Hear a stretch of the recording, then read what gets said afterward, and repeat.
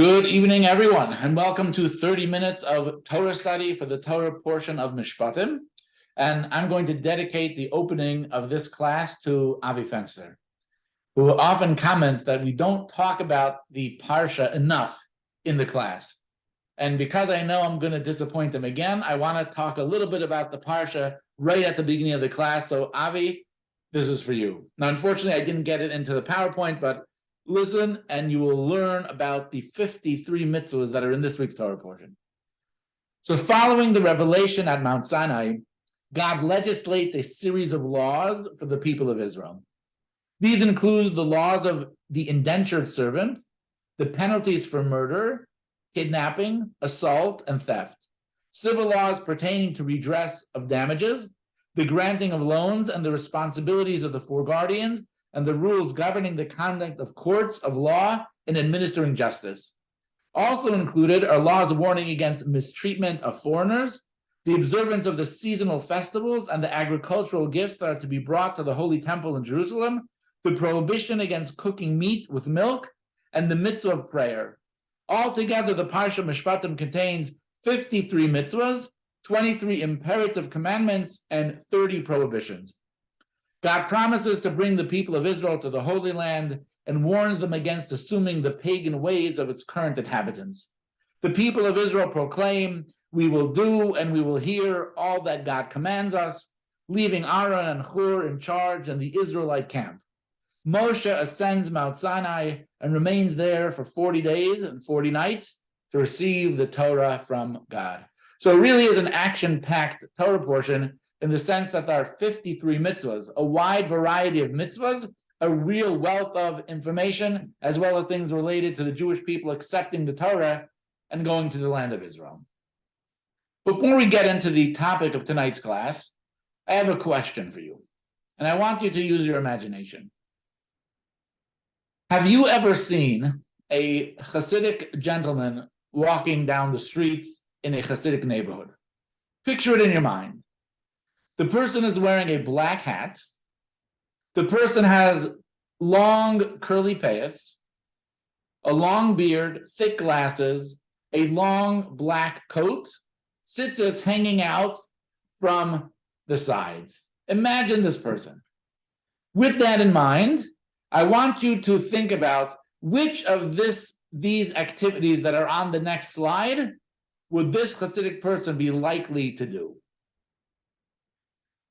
All right, we got praying, brisk walking, dancing, fasting, swimming, water aerobics, jogging, dieting, CrossFIt, biking, sleeping, sports, yoga, weights, lifting weights, that would be studying Torah, push-ups, pull-ups, chin-ups, sit-ups, anything with the word ups in it.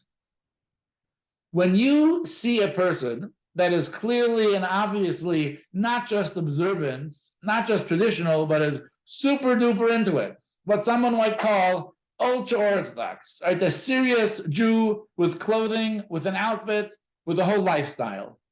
Which of these activities do you think that person would engage in? And which of these activities should that person be engaging in? With that question in mind, we will go to the Parsha. So one of the mitzvahs that is discussed in this Parsha is the famous mitzvah of roadside assistance, right? This is the origin of AAA. For those attending our JLI class on Wednesday night, we actually highlighted this mitzvah in one of the classes. Our Parsha tells us, when you see your enemy's donkey lying under its burden, would you refrain from helping him? You shall surely help along with him.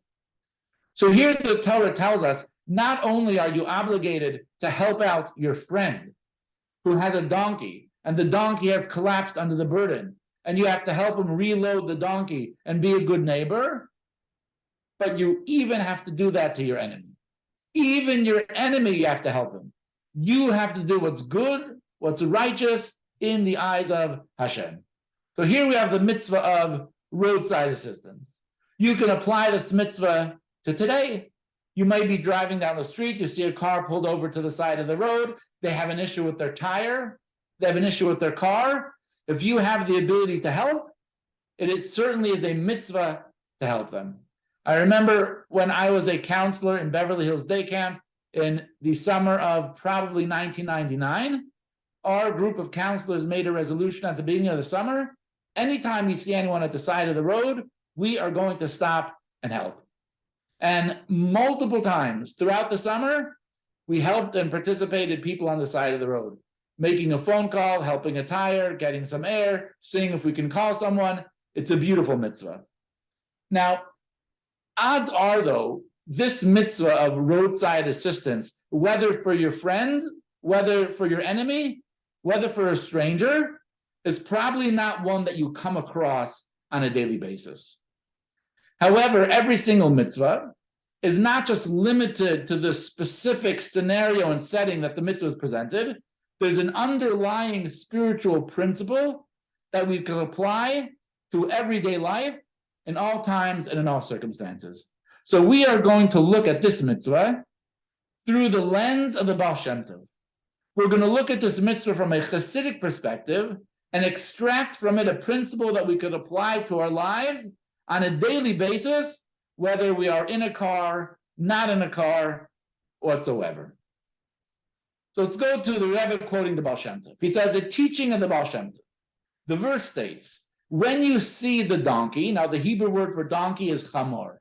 That is, when you carefully inspect your body, right? Your body could also be, in Hebrew, the word chlemer, similar to donkey.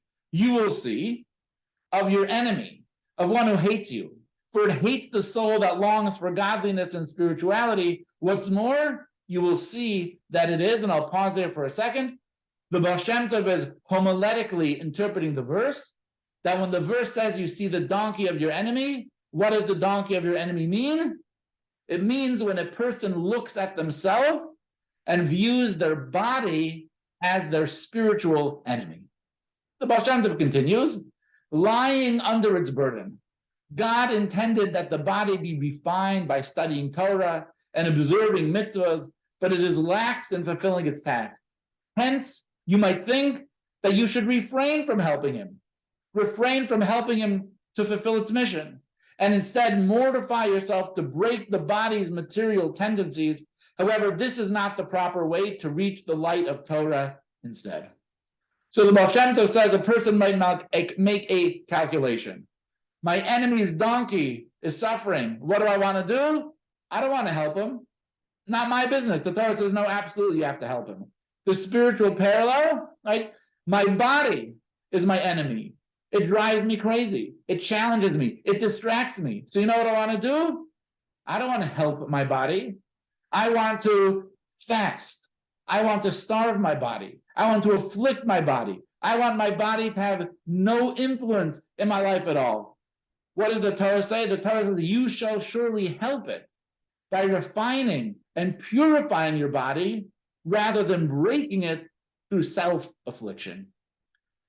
This was a revolutionary teaching of the Baal Shem Tov that had a huge impact on the Jews around him in that time period, because there was a battle that was raging within the Jewish community, a battle of the body versus the soul.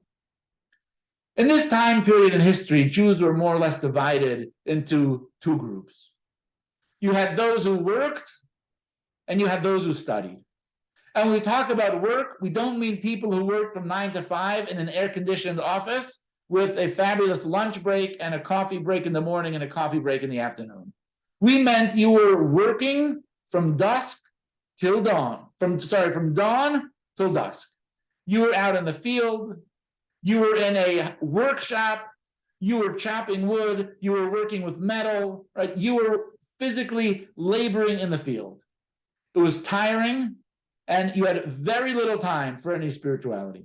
So we're talking about people who were in the workplace, who their life was focused on the physical and material concerns that were relevant to their life, with very minimal care and sensitivity to their soul. Very little prayer, quick, fast, you got to get out to work. No time for Torah study. not really growing in terms of knowledge. So there was a group of people that the focal point of their life had to do with and was involved with material, physical, body-oriented things. And then you had the group that was into the soul. They studied Torah all day. They prayed intensely. They fasted. They afflicted their body. Right? They viewed their body as a necessary evil. I have to put on tefillin. If I don't have a body, I can't put on tefillin. So I have to have a body. But they wanted to mortify it. They wanted their body to be irrelevant to their existence. They lived an existence that was completely and entirely of soul. This created quite the friction, quite the separation between the average Jew and the pious, fasting Torah scholar who was mortifying their soul. And the average Jew felt like a shmata. The average Jew felt like a person who was doing nothing to nurture their spirituality. In fact, they were going in the opposite direction. The message coming from the spiritual camp was, what do you do with your body? Abandon it, or beat it, or crush it. Leave it alone. Don't help it. What does the Baal Shem Tov do? He reinterprets this verse, and he says, you shall surely help your body. Treat it with respect. Treat it with dignity. You know why? It can be your greatest ally when it comes to serving Hashem. Because your body is full of cravings, desires, passions. You bring those cravings, desires, and passions into your spiritual life, into your Jewish life, into your religious life, you will be on fire. You will have energy, enthusiasm, passion, excitement. Don't afflict the body. The Baal Shem Tov says we have to uplift the body. Revolutionary. Huge impact on the Jews around them. They recognize that the fact that they are not obviously and openly involved in the spiritual world doesn't matter. Their physical material life can be utilized and transformed for the good and be meaningful as well. And here we have a beautiful teaching of the Magen Mizrich, who was the main student of the Baal Shem Tov. He writes, there is a teaching from the Magen Mizrich that he taught to his son, Rabbi Abraham the Angel, be careful with your bodily health, for even the slightest hole in the body creates a gaping hole in the soul. The Magen Mizrich says, if your body is not healthy, how are you going to serve God? If you can't sleep at night and you're tired, you will be sluggish. You won't have the energy to learn. You won't have the energy to daven. You're not going to have the energy to be a good spouse. You're not going to have the energy to be a parent to your kids or a grandparent. Any physical illness, challenge, weakness that you have is not separate from your spiritual or religious life. It's part and parcel of your religious life. And therefore, CrossFit, weightlifting, pull-ups, chin-ups, biking, some form of exercise is obligatory. It's mandatory. The Rambam writes it in his Code of Jewish Law, a Jew is obligated to be healthy, not because it's something separate to your spiritual life, because it is part and parcel of your spiritual life. Your physical health will contribute to your spiritual life. We don't just tolerate it. It's not an enemy. It's actually going to be our greatest ally. So here we have established a principle that a person has to be physically healthy and strong. Yet we do find that there are certain scenarios where a person is allowed to afflict their body, even with everything that we said in mind over here. What are those circumstances? We go here to the Alter Rebbe in Tanya. He writes, a person does not have ownership over their body to maim, shame, or pain it in any way, including denying the body of food and drink. The only time this would be acceptable is if one does so for purposes of tshuva. For in such a case, the pain endured for the body is actually a favor for it. It saves the soul from spiritual death. By the same token, one may fast for any tshuva-related purpose, even if they are not physically fit to do so. By contrast, one who is physically fit may fast even if it isn't a tshuva-related circumstance, Rather, they're doing so to cleanse their soul before God, for there's no greater favor than this. So even though what we said previously is a person should not fast, a person should not weaken their body. You have to have a strong, healthy body. However, there are certain circumstances where you would be permitted to fast. Why are you fasting? Because it's part of your process of tshuva. Part of your process of tshuva, of repenting, of returning, is really working on yourself, taking it very seriously. Part of that taking it very seriously is fasting. The Alter Rebbe says in this circumstance, the goal to come close to Hashem, then you would be able to fast, even though it would have an impact on your body. The Alter Rebbe continues to say, after one has done tshuva for their sin, there's still another step, to gain favor and be as cherished before God as they were prior to sinning, to give God the similar sense of pleasure from their service as they did before. To accomplish this in temple times, a person was required to bring a burnt offering, as our sages expounded in the Medrash on the verse, and it will be accepted for him. So the Alter Rebbe says in temple times, part of the process of tshuva was bringing a sacrifice to God. What was it all about? You're bringing a gift to God. It's like you might be in a fight with someone, you repair the relationship, you apologize, you make peace, but if you want the relationship to be really good, so you know what? You give them front row seats to the Bucks. Right? It's not part of the tshuva process. It's something in addition to the tshuva process. You want the relationship to be beautiful and sweet and warm, so you bring that sacrifice. This sacrifice was like an appeasement offering after one did tshuva and was completely absolved from punishment. It is akin to someone who disobeyed the king and secured forgiveness through the intervention of a helpful minister. Still, the perpetrator will send an appeasement offering to curry favor and once again gain an audience with the king. Now that we no longer have the option of offering a sacrifice to appease God, fasting takes place. Based on this, and according to Kabbalah, the Arizal taught his students the appropriate number of fasts one should undergo for various sins, even less severe ones. For example, 151 fasts for getting angry. So the Alter Rebbe writes that in the temple era, a sacrifice represented a present, a gift that we were giving to God to not just atone, but to really make the relationship warm. Today we have no temple. What do we offer up to God? Not a sacrificial animal, but part of our animal self. 5 pounds. Right? I'm going to offer 5 pounds. I'm going to fast. I'm not going to eat. I'm going to lose a little weight. And I'm going to demonstrate to God that what is my priority in life? You, not lunch. You, not dessert. So that is another element of what fasting is all about. It's a true, sincere, real effort to become closer to Hashem. However, the Alter Rebbe continues in this discussion to say that all of this business about fasting is not relevant today. Not only does it not apply in the year 2023, but it doesn't apply in the year 1797 when the Alter Rebbe wrote the Tanya either.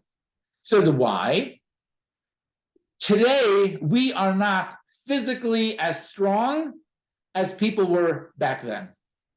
Today, if people don't have breakfast, they're weak, we're hungry, and we can't function, and sometimes we can even get hangry. I don't know if you've ever gotten hangry before.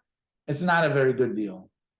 Years ago, maybe in the year of 1400, people were used to not eating in the same way that people ate today. People had a certain strength that they had that they don't have today, and not having lunch would not cause them to have a fit. So at that particular time period, fasting meant something, was very relevant to service of Hashem. The Alter Rebbe says today, our bodies are not made for it, our bodies are not built for it. Each and every one of us knows that when we are fasting, whether it's Yom Kippur or Tisha B'Av, we are not our best. We're not functioning on our highest level. It's not very helpful or productive at all. But there's reasons that we do it, there's mitzvahs that we do it. But we're not going to take upon ourselves more fasts. It's going to injure us. It's going to hurt us. It's not going to help. So the Alter Rebbe says, what should a person do today to make the relationship that we have with Hashem warm, fuzzy, special, close, not just rules and regulations? It says there's nothing greater than giving tzedakah.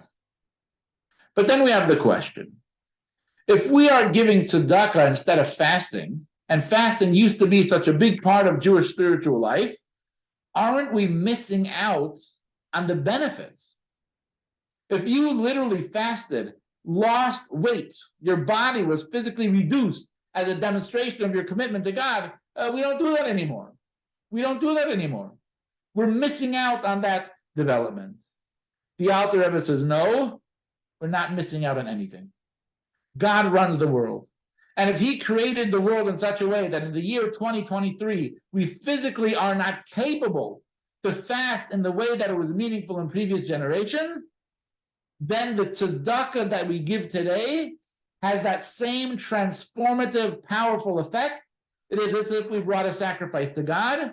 It's as if we gave the most beautiful present to Hashem, and it brings about the warmth and the closeness to Hashem. And it doesn't matter if you're wealthy and you could give a huge gift, or if you don't have that much money and you give what you could afford. The Rebbe writes, we can apply the same logic to those who are unable to donate large sums to charity. And as much as heaven has ordained their financial situation, it proves that they don't actually need to give a large amount. Whatever you are able to give, whether big or large, has the same effect as a sacrifice in the temple. It has the same effect as a tremendously deep fast. Tzedakah has the ability to transform and to contribute and to enhance and deepen the relationship with God in the same fashion. So this is a tremendous revolution that the Baal Shem Tov brought into the Jewish world. That whatever you think you could accomplish by living a very ascetic lifestyle, by fasting, by minimizing any bodily and physical concern, and you believe that that is going to make you holier, the Baal Shem Tov said you can achieve that and more through embracing the physical. Through embracing the physical and utilizing it for divine purpose, you can accomplish even more in your relationship with God in a much deeper way. Whatever we did with the soul, we could do with the body. The Rebbe writes, notwithstanding the fact that one is halachically allowed to fast for the sake of tshuva, the Rebbe insists in Tanya that in our generation we are not supposed to fast too much, even for tshuva. Our generation has been empowered to rectify all negativity in a way that's free of any pain or worry, rather suffused with only joy and positivity. This was the message of the Hasidic movement. This is the message of the Rebbe, that Jewish life is positive, it's happy, it's joyful. It's not about saying no, it's not about denying, it's about uplifting, and it's empowering. And we have to think about that deeply when it comes to the Judaism we practice in our own house, and that our children see, and our grandchildren see, and in the ways that we communicate that to the next generation. It's not about guilt trips, right? It's about connecting in the deepest possible way and the most meaningful way, yes, with those physical and material things that we experience in life. And God willing, we will merit the coming of Mashiach when we will not even have to deal with a conflict or a contradiction, the body, the soul, the physical, the spiritual. We'll recognize that there's nothing more spiritual than the body and the physical itself, right? May we merit the coming of Mashiach speedily in our day. Amen.